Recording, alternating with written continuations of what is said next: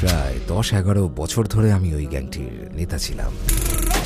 ব্রঙ্কসে আমার গ্যাং ছিল, কুইন্সে আমার গ্যাং ছিল, ব্রুকলিনেও আমার গ্যাং ছিল। আমি হিংস্র অপরাধ, সশস্ত্র ডাকাতি, গ্যাং যুদ্ধে জড়িত ছিলাম। আমি এমন একজন ব্যক্তি যে আমার পাশাপাশি যদি হেঁটেও যান আমাকে ডাকাতে চাইবেন না। আমি ভাবতে শুরু করেছিলাম যে আমি স্রষ্টা। আমি প্রথমেই বলেছিলাম যে আমি কখনো মুসলিম হব না, আমি মাটিতে কখনো আমার মুখ লাগাবো না। একজন মাদক কারবারির ওপর হামলা ও ডাকাতি করেছিলাম। আমি গ্রেপ্তার হই।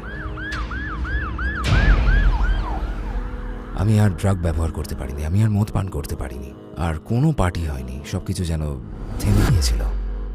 আমি প্রশ্ন করছিলাম, ভাবছিলাম কিছু একটা তো আছে যা যা আমারও চিন্তার বাইরে। ঠিক সে সময় আজান হচ্ছিল। আজানটা খুবই সুন্দর ছিল। আমি এর উৎপত্তির জায়গায় যেতে চাইছিলাম, কারণ এই ডাক ছিল, এই উত্তরটাই আমি চাইছিলাম। আসসালামু আলাইকুম ভাই আব্দুল আজিজ। ওয়ালাইকুম আসসালাম ওয়া রাহমাতুল্লাহি ওয়া বারাকাতুহু। আমন্ত্রণ গ্রহণের জন্য ধন্যবাদ। আমাদের সাক্ষাৎকারে স্বাগতম। আপনাকে পেয়ে আমরা খুব খুশি। আব্দুল আজিজকে সেটা দিয়ে শুরু করতে চাই। আপনার জীবন সম্পর্কে সংক্ষেপে কিছু বলবেন? আমি নিউ ইয়র্কের ব্রুকলিনে জন্মগ্রহণ করি। তারপর ১০ বছর বয়সে ব্রোঙ্কসে চলে যাই। সময়টা ছিল ৮০ দশকের শুরুর দিকে। আমি মূলত ব্ল্যাক ব্রাদারহুডের ল্যাটিনোতে বসবাস করতাম। সেটা ততটা খারাপ ছিল না, কিন্তু ওই এখানে গ্যাং এবং এরকম জিনিসও ছিল।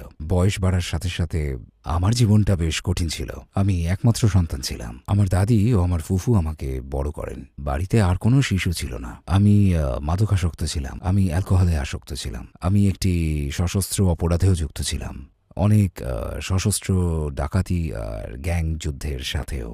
৩ সপ্তাহ বয়সে আমি বাবাহারা হই। এরপর আমার মা আমাকে দাদির কাছে রেখে চলে যান। এমন করে বড় হওয়া একজন কিশোর হিসেবে আমার অনেক প্রশ্ন ছিল, কিন্তু উত্তর পাইনি। এই অবস্থায় আমি জানতাম না আমি কে। আমি জানতাম না যে আমার উদ্দেশ্য কি। এমনকি আমি বেঁচে থাকা বা মরে যাওয়াকে শৈশবে পরোয়া করতাম না। তো আমি রাস্তায় নেমে পড়ি। যেহেতু রাস্তায় থাকা অধিকাংশই আমাকে গ্রহণ করে, আমি এইভাবেই চলতে থাকি। এভাবেই আমার গ্যাং জীবনের শুরু। কারণ বাসায় আপনার যথেষ্ট পরিমাণ ভালোবাসা এবং মনোযোগ না থাকলে আপনি গ্যাংয়ে জড়িয়ে পড়বেন। এটা অবশ্যই সঠিক ধরনের মনোযোগ নয় যা আপনি প্রত্যাশা করেন। তাই আমি ওই জীবনে অভ্যস্ত হয়ে গেলাম। সেই জীবন ব্যবস্থা আমাকে আমি যা হতে চাই তা হতে দিয়েছে। গ্যাং জীবন অনেক উপভোগ করতাম, আমি অনেকদিন ধরেই উপভোগ করেছি। আমাকে গুলি করা হয়, আমার উপর হামলা হয়েছে, একবার ছুরি দিয়ে আঘাত করা হয়, একবার ব্যাট দিয়ে পেটানো হয়, আমাকে অনেকবার হামলা করা হয়েছে, আমাকে বহুবার গুলি করা হয়েছে। আমি মানুষকে গুলি করেছি। আমি চাইতাম, আমি গ্যাং স্টাইলের জীবনযাপন করতে চাইতাম। আমি যেহেতু ছোট এবং অভিভাবকহীন ছিলাম, তাই এতে অভ্যস্ত হলাম। আপনি রাস্তাগুলো সম্পর্কে জানেন, তারা আপনাকে জীবন্ত গিলে খাবে। আমাদের কি ওইসব দিনে নিয়ে যাবেন? আপনি কেমন কাজে অভ্যস্ত ছিলেন? অন্য এক ব্যক্তির আমাকে ভয় পাওয়ার কারণ যাই হোক না কেন, যে কোনো স্থান থেকেই মাদক ব্যবসায়ীকে ডাকাতি করা থেকে গ্যাং সদস্যের গুলি করা পর্যন্ত, ঝগড়ায় জড়িয়ে পড়া, সবসময় ঝগড়া বাঁধানো, আর এর মাধ্যমে প্রমাণ করা যে আমি অন্যদের তুলনায় অধিক উন্মাদ ছিলাম। আমি আমার জীবনের অধিকাংশ সময় এটা প্রমাণে ব্যয় করেছি যে কেন আমার সাথে ঝগড়া করা উচিত নয়। তাই সশস্ত্র ডাকাতি থেকে শুরু করে ড্রাগস বা মাদক কারবারির ডেরায় হানা দেওয়া এবং তাদের ডাকাতি করা, তাদের গুলি করা, তাদেরকেও আপনার উপর গুলি করতে বাধ্য করা, পার্টিতে যাওয়া, বিবাদে জড়িয়ে পড়া, কারণ আপনি ওই গ্যাংকে অপছন্দ করেন, ওই গ্যাং আপনার গ্যাংকে পছন্দ করে না। আপনারা একে অন্যের দিকে দেখছেন, তারপর সেটা গিয়ে দাঁড়ালো গোলাগুলি শুরু করা যাক, অথবা চলো বাইরে চাই লড়তে। বুঝছেনই তো, আগের গ্যাং জীবনটা এমনই ছিল। এটা এখন অনেক আলাদা এবং আরও জঘন্য। আমাদের কাজের ধরনটা অতটা খারাপ ছিল না, বুঝলেন। আমাদের সময় এটা ছিল একটা উন্মাদনা মাত্র। অত বেশি পুলিশও ছিল না, তাই না? সুতরাং তেমন কিছু ঘটলে এই ধরনের ঘটনায় প্রতিক্রিয়া দেখানোর জন্য পুলিশের কমপক্ষে 1 থেকে 2 ঘন্টা সময় লেগে যেত, বিশেষত অস্ত্রের ব্যাপার থাকলে। আমি এবং যত বেশি মানুষ এমন করত, এমন ছিল যে তত বেশি মানুষ এ নিয়ে কথা বলতো, অথবা যত বেশি মানুষ এটার উল্লেখ করত, আমি ততই শক্তিশালী অনুভব করতাম, তত বেশি উত্তেজিত হতাম। কারণ আমি তখন ভয়ের আবহ তৈরি করেছিলাম, মানুষের কাছে মূর্তিমান আতঙ্ক হচ্ছিলাম। এবং আমি এমন একজন মানুষ যার পাশাপাশি হেঁটে গেলেও আপনি রাগাতে চাইবেন না। আমি প্রায় 10 থেকে 11 বছর গ্যাংয়ের নেতা ছিলাম। আমার অনেক সদস্য ছিল এবং আমরা অনেক সমস্যা তৈরি করতাম। এই জীবনটাই আমি উপভোগ করতাম, কারণ তখন এই একটা জীবনকেই আমি জানতাম। কারণ ওই সময় আমার জীবনে ধর্মের কোনো গুরুত্ব ছিল না, কারণ আমাকে শেখানো ধর্মকে আমি গ্রহণ করিনি। ব্রঙ্কসে আপনার গ্যাং ছিল? ব্রঙ্কসে আমার গ্যাং ছিল, কুইন্সে আমার গ্যাং ছিল, ব্রুকলিনেও আমার গ্যাং ছিল। বিভিন্ন জায়গায় আমার আলাদা আলাদা লোকজন ছিল। তাই আমার গ্যাং ছিল ব্রুকলিনে, কুইন্সে, ব্রঙ্কসে, ম্যানহাটনে, জার্সিতে, ফিলাডেলফিয়ায়, কানেকটিকাতে, এই সমস্ত জায়গায় আমার সদস্য ছিল যারা আমার ডাকে সাড়া দিত। তারা সকলেই মিটিংয়ে আসতো। আপনার করা কোন কাজটার জন্য আপনি সবচেয়ে বেশি অনুতপ্ত? বলতে গেলে এটা এমন একটা বিষয় যে আমি যদি ইসলাম গ্রহণ না করতাম তাহলে এটিই হতো আসল ঘটনা। জানেনই তো যে কোরআনে বলা হয়েছে যে একজন মানুষকে হত্যা করা যেন সমগ্র মানব জাতিকে হত্যার শামিল, আর কোনো মানুষকে বাঁচানো মানে সমগ্র মানব জাতিকে বাঁচানো। তাই মুসলিম হওয়ার আগে আমি মানব জাতিকে ধ্বংস করতে যাচ্ছিলাম। আমি শুধু এটিকে প্রশ্নই করতাম না, বরং আমি আমার স্রষ্টাকেও গালিয়ে দিতাম। আউযুবিল্লাহ। এগুলো এসেছে আমার আঘাত থেকেই। আপনাকে নিয়ে খেলার জন্য শয়তান সবসময় আঘাতপ্রাপ্ত, রাগান্বিত হওয়ার সময় কি বেছে নেয়। বিশ্বাসের ভিত্তিতে আপনার জীবন কেমন ছিল? আপনি কিসে বিশ্বাস করতেন? আমি আসলে কোনো কিছুতে বিশ্বাস করতাম না। আমাকে খ্রিস্টবাদের দিকে ঠেলে দেওয়া হয়। আমি কখনোই খ্রিস্টবাদের সাথে মানিয়ে নিতে পারতাম না। এগুলো পুরোপুরি অর্থহীন ছিল আমার কাছে। ঘটনাটা ছিল যে আমার স্রষ্টার সাথে আমার পক্ষে কথা বলার জন্য আমার অন্য একজন মানুষের কাছে প্রার্থনা করতে হতো। তো আমাকে যিশুর কাছে কথা বলতে হবে যাতে স্রষ্টা আমার কথা শোনেন। আমাকে প্রথমে যিশুর কাছে যেতে হবে, যার আসলে কোনো অর্থ হয় না, যে এমন কারোর কাছে প্রার্থনা করা যে পৃথিবীতে ছিল। তিনি আমার মতনই মানুষ ছিলেন এবং মারা গেছেন। তাই এর সাথে আমার দ্বন্দ্ব শুরু হলো। কারণ বিষয়টি এমন যে আমি যদি কোনো ভাইয়ের একটি গাড়ি এখানে পাই তাহলে তার গাড়ির ব্যাপারে কথা বলার জন্য আমাকে আপনার কাছে কেন যেতে হবে? আমি সরাসরি তার সাথে কথা বলতে পারি। আমি সেটাই চাইছিলাম, আর এটারই ঘাটতি ছিল। সুতরাং আমি বিশ্বাস করিনি। যেহেতু আমি এই শিক্ষায় বেড়ে উঠছিলাম এবং এখান থেকে দ্বন্দ্বের উৎপত্তি, যিশু কি স্রষ্টার সন্তান ছিলেন এবং তারপর যিশুই স্রষ্টা, আপনার মত স্থির করতে হবে। যিশু স্রষ্টা, যিশু স্রষ্টার সন্তান, এখানে একটা সমস্যা আছে এবং এগুলোর কোনো অর্থই হয় না। ঘটনা শুধু এইটুকুই নয় যে যিশুই স্রষ্টার পুত্র হওয়ার ব্যাপারটা, এখানে আবার তৃত্ববাদের কথাও রয়েছে, পিতা, সন্তান এবং পবিত্র আত্মা। তো এখন একজন বাবা, একজন সন্তান আছেন, আর এখন বলছেন যে একজন পবিত্র আত্মাও আছে, আর এখানেই দ্বন্দ্বের সূচনা হয়। তাই আমি ধর্মের বিরুদ্ধে প্রচণ্ড পরিমাণে বিদ্রোহ করলাম। এভাবে এমন একটা অবস্থা দাঁড়ালো যে আমি আর স্রষ্টায় বিশ্বাস করতাম না। ভাবতে শুরু করলাম যে আমি স্রষ্টা, এবং বুঝছেনই তো আইজুবিল্লাহ, আমি এমনভাবেই চলছিলাম। অর্থাৎ কোনো স্রষ্টা নেই, আমার চেয়ে বেশি ক্ষমতার কারণ নেই। আর এখন আমি বিদ্রোহী, আমি তরুণ, আমি ক্ষুব্ধ। বয়স কত ছিল? আমি সম্ভবত 18-19 বছর বয়সী ছিলাম। আপনার গ্যাং জীবন কি তখনই শুরু হয়েছিল? আমার গ্যাং জীবন শুরু হয় 80-র দশকে। এই ঘটনায় আমরা এখন 90 দশকে শুরুর কথা বলছি। তখন আপনার বয়স কত ছিল? প্রায় 10 বছরের মতন। মা হারা, অর্থাৎ বাসায় বাবা নেই, মা নেই, কোনো পুরুষ রোল মডেল নেই। একসময় আমাকে কোণঠাসা করে ফেলা হয় এবং আমাকে গুলি করা হয়। এটি পাশ দিয়ে চলে যায়। এরপর আরেকবার আরেকজন লোক আসলো এবং আমার দিকে বন্দুক ধরল, আর যখন সে ট্রিগার চাপতে গেল তখন ট্রিগারটা চলল না। সুতরাং হ্যাঁ, আমি অনেক কিছুই দেখেছি। একবার আমার উপর হামলা হয় আর আমাকে হাসপাতালে যেতে হয়। আমাকে অনেকবার ধাওয়া করা হয়েছে যে আমি যদি ধরা পড়তাম তাহলে, তবে সে সময় আমি মরতে একটু ভীত ছিলাম না। কিন্তু কোনো পথপ্রদর্শক না থাকার কারণে রাস্তার জীবন আমার জীবনে ব্যাপকভাবে প্রভাব ফেলেছিল। আপনাকে সকলে ভয় পেত? হ্যাঁ। কিন্তু এই অনুভূতি কি আপনার জন্য সন্তোষজনক ছিল?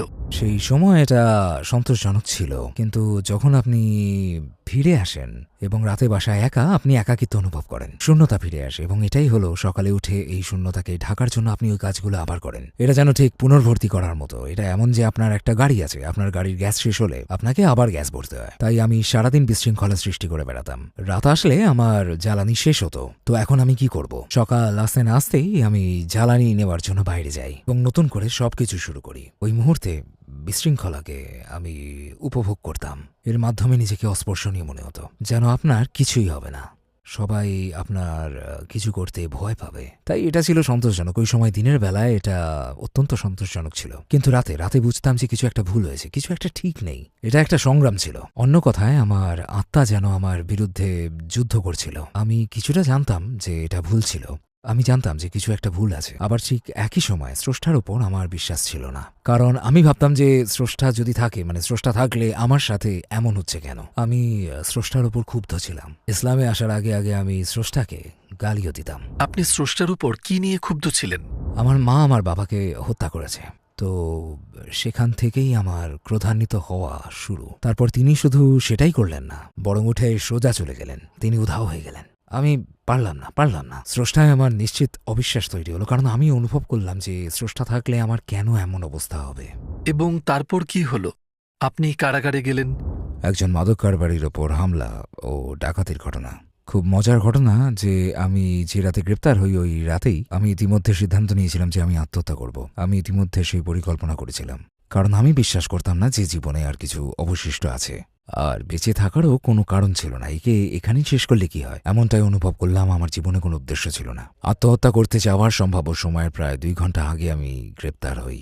আর আমি স্বেচ্ছায় যাই তাদের সাথে। আমি স্বেচ্ছায় তাদের সাথে যাচ্ছিলাম মূলত আমার কৃত অপরাধের জন্যই।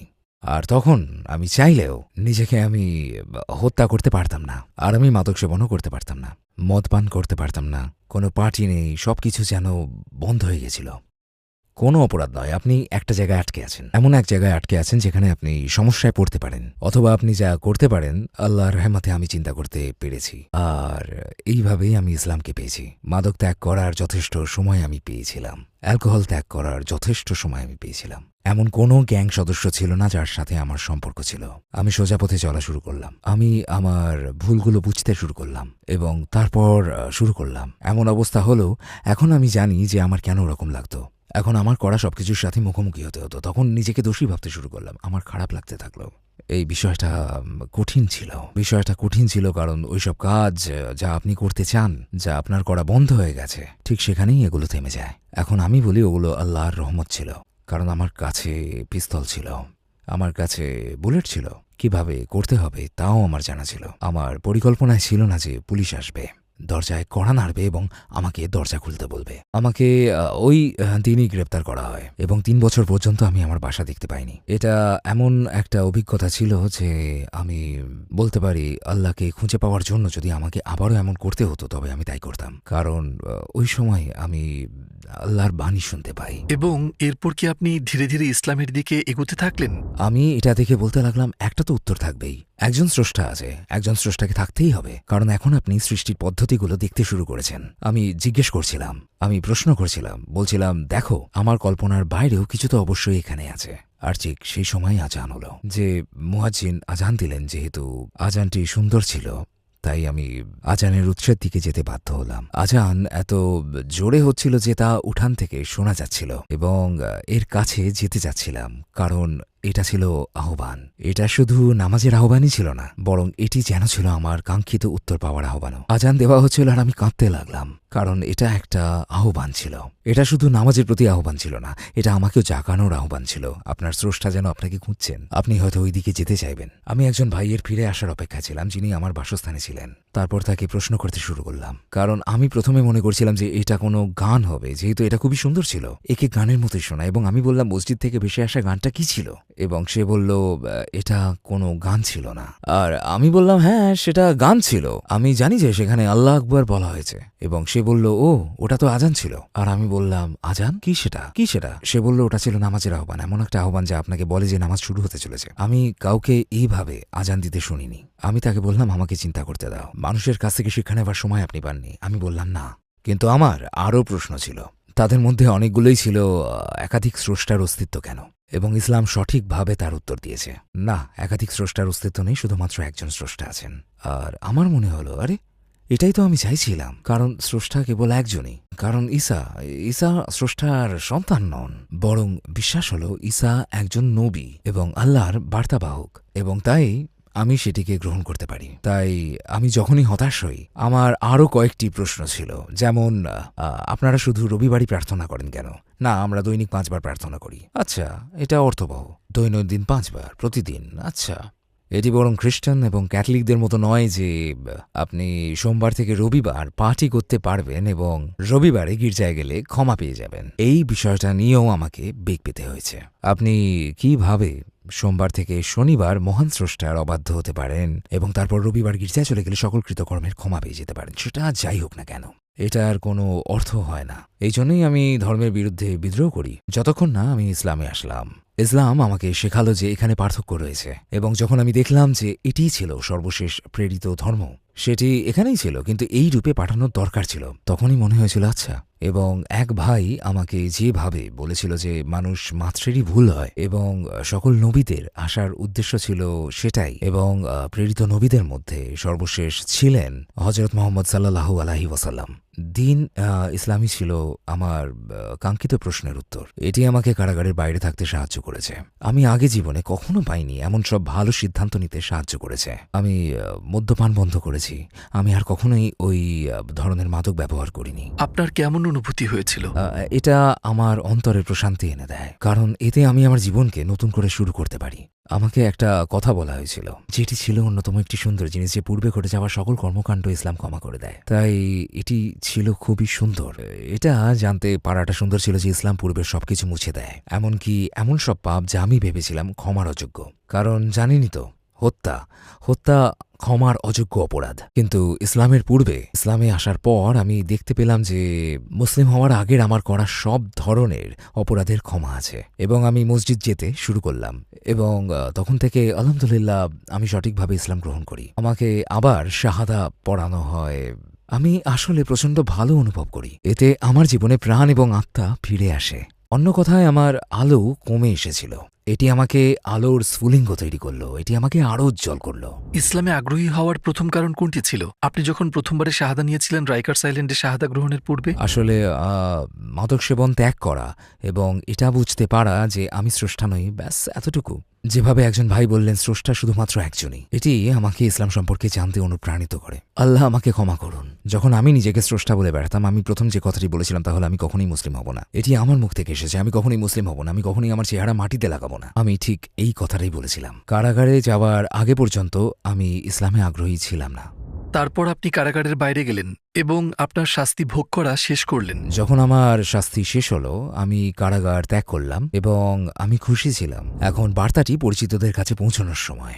আমি গ্যাংয়ের লোকেদের ইসলামের দাওয়াত দিলাম এবং আলহামদুলিল্লাহ ভাই ওয়েসলি এবং অন্য 3 ভাই দাওয়াত কবুল করেন। এবং আলহামদুলিল্লাহ আমার ছেলে বলে যে আমি তাকে শাহাদা নিতে উৎসাহিত করেছি। সম্প্রতি এক ভাই কারাগার থেকে বের হলো এবং আমাকে বলল, ভাই, আমার ইসলাম গ্রহণের কারণ হলো আপনাকে পর্যবেক্ষণ করা। সেই সময় আমি আপনার কথা শুনিনি, কারণ আমি মদ্যপান এবং মাদক সেবন করতাম। তিনি কারাগারে গিয়েছিলেন এবং সেখানে ইসলাম কবুল করেন। এখন আমি যখন ভাইদের দেখি, বিরাট পরিবর্তন দেখতে পাই। এসব মানুষকে আমি এভাবে দেখতে অভ্যস্ত না। আমি খুব খুশি যে কেউ অন্তত আমার কথা শুনেছে। আপনার জন্য সকল খারাপ অভ্যাস ত্যাগ করা এবং জীবন পরিবর্তন করা কঠিন ছিল? হ্যাঁ, এটা অবশ্যই কঠিন ছিল।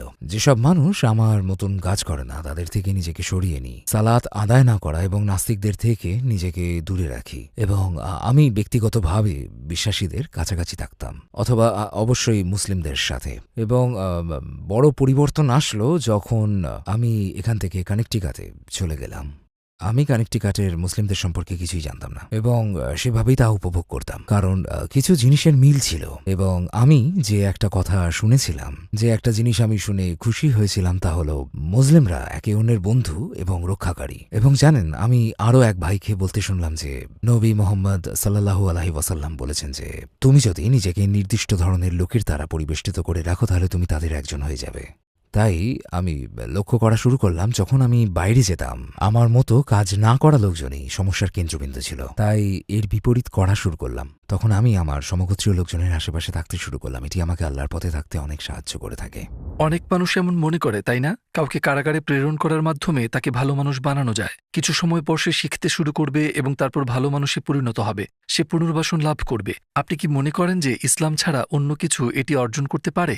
আমার মতে ইসলাম হলো মানব জাতির উত্তর। আমার এ কথা বলার কারণ হলো, ইসলাম না থাকলে আমি মনে করি আমার কোনো রকমভাবে শোধরানো হতো না। কারাগারে যাওয়া আসা করতে থাকতাম হয়তো, অথবা খুব সম্ভবত এতদিনে হয়তো মরেই যেতাম। যতক্ষণ আমাকে নির্দেশনা দেওয়ার মতো কিছু ছিল না, ততক্ষণ সমস্যাও ছিল সেখান থেকেই। এবং আমি মনে প্রাণে বিশ্বাস করি যে এটাই সেই উত্তর। আমিন। গ্যাংয়ে একটি নির্দিষ্ট ধরনের ভ্রাতৃত্ববোধ রয়েছে। যখন আপনি এটিকে মুসলিম ভ্রাতৃত্ববোধের সাথে তুলনা করেন, এটা সম্পূর্ণভাবে আলাদা। অধিকাংশ সময় ভাইরা ভীত থাকে এবং সেই জন্যই তাদের মধ্যে আনুগত্য থাকে। তাই তারা গ্যাংয়ের মধ্যে আপনার প্রতি ভালোবাসা দেখায়, কারণ তারা জানে না আপনার মনে কি আছে, অথবা আপনি তার কি করতে পারেন। অথচ ইসলামে এই ভালোবাসা বিনামূল্যে দেওয়া হয়। এটা আসলে আমি তোমাকে ভালোবাসির মতো নয়, কারণ আমি আপনার থেকে ভীত। ইসলামে এটা হলো আমি তোমাকে ভালোবাসি কারণ আপনি আমার ভাই। রাসূল সাল্লাল্লাহু আলাইহি ওয়াসাল্লামের কোন বিষয়টি আপনাকে সবচেয়ে বেশি অভিভূত করেছে? তিনি যেসব বিষয়ের মধ্যে দিয়ে যেতে রাজি ছিলেন, যেসবের মধ্যে দিয়ে গিয়েছেন আমাদের কি সুন্দর এই দিন দেবার জন্য। তিনি অনেক শারীরিক অত্যাচার, গালিগালাজ সহ্য করেছেন। তাকে অনেকবার অস্বীকার করা হয়েছিল, তাকে বাসা থেকে বের করে দেওয়া হয়েছিল। তিনি সবকিছু করেছেন এবং তবু তিনি বিনয়ী ছিলেন। তিনি এমন কিছু কাজ করেছেন যে আমার মনে হয় না কোনো মানুষ পারবে, কারণ এর জন্য নির্দিষ্ট ধরনের মানুষের প্রয়োজন। এবং সেই মানুষই নবী বা আল্লাহর বার্তাবাহক হতে পারেন, যিনি এমন কষ্ট সহ্য করতে পারেন, দৃঢ় ও শক্তিশালী থাকতে পারেন, আল্লাহর পথে থাকতে পারেন এবং আল্লাহ যেভাবে বলেছেন ঠিক সেইভাবেই শিক্ষাদান করতে থাকেন। নবী মোহাম্মদ সাল্লাল্লাহু আলাইহি ওয়াসাল্লামের এই বিষয়টি আমাকে অভিভূত করেছে, কারণ তিনি মানবজাতির ওপর হাল ছাড়তে চাননি এবং তিনি ছিলেন মানবজাতির প্রতি অপার করুণা। ধরুন আপনি জান্নাতে গেলেন এবং নবী মুহাম্মদ সাল্লাল্লাহু আলাইহি ওয়াসাল্লামকে দেখতে পেলেন, আপনি তাকে কি বলতে চাইবেন? ধন্যবাদ, আপনাকে ধন্যবাদ। আমার মতো লক্ষ্যে রক্ষাকারী এবং দিন আনয়নের জন্য ধন্যবাদ।